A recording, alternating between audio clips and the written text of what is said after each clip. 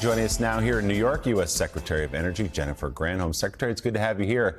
I was just sort of joking a little bit when I said I filled up my gas tank 2 days ago and it came under $100 for the first time.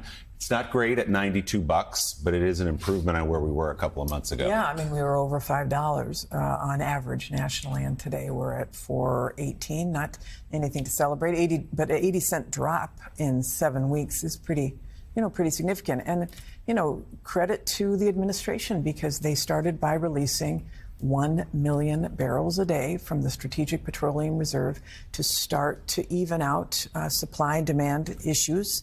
And of course, because oil is traded on a global market and Russia pulled so many barrels off, or there were barrels pulled off because of countries who decided not to take Russian oil, we had to fill up that gap. And the president has called for an increase both in supply at home and overseas so that we can replace those Russian barrels and bring the prices down. So there's progress. We're not there yet, but it's good movement at least. And one of the things the White House, and I'm sure you as well, hopes continues to bring down not just the price of gas and oil, but of other products is this new piece of legislation, yes, the Inflation Reduction Act, as it's called. It's got a lot in there, raises taxes on corporations, prescription drug costs. There's a lot going on in the reconciliation raises piece taxes of it. on corporations that haven't been paying any taxes. Right, just to be that's clear. right.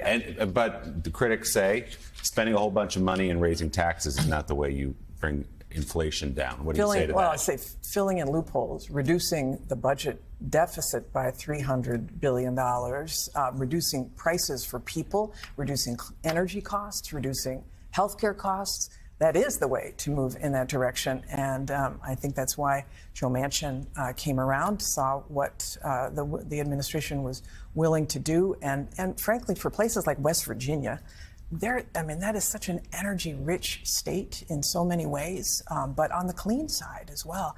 And I think Senator Manchin saw it as an opportunity for his citizens. So, Madam Secretary, that, of course, is the Balancing Act, where the need for more fuel, but also climate change provisions. And there are going to be some in this bill, so speak to those if you will. But also, what do you answer to the critics, and there are many in the Democratic Party, who say that President Biden has not done enough yet on his climate change promises because he's had to focus so much on fossil fuels energy prices? We have to do both things. We have to increase supply right now because people are hurting, and that's what the president is focused on.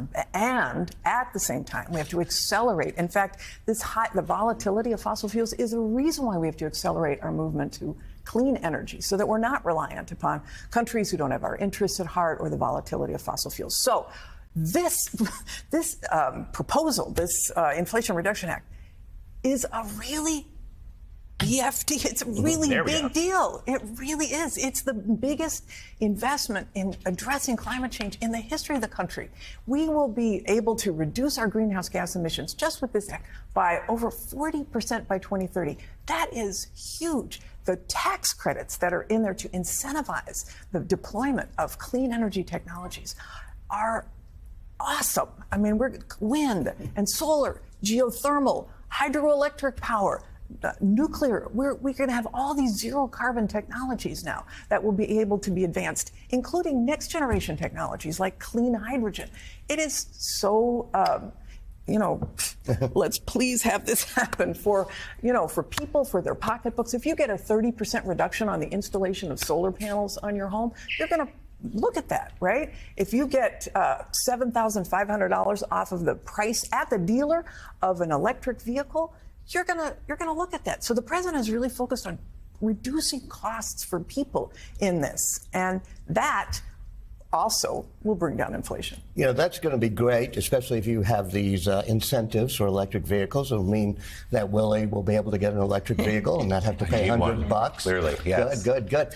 But, let me go to the other side of it. You said he's released oil from the Strategic Reserve, that we have to produce more oil, that we can't be dependent on Russia for giving us all these oils. Why aren't we doing a little bit more to allow more leases, more drilling, more pipelines? Well, in fact, part of the agreement with Senator Manchin will be to reduce the timeframes for permitting, not just in fossil, but in clean energy as well.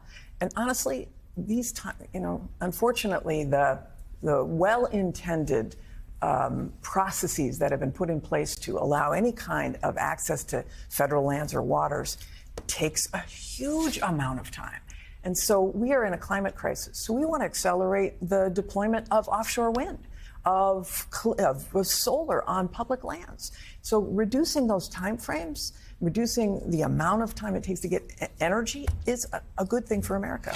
Are the votes there to pass the Inflation Reduction Act? Do you know where Senator Sinema stands? I wish I knew exactly, but I will say this. She has been such a champion for so many of the provisions in this. She has been a climate warrior. She has been a big advocate for reducing healthcare costs for people.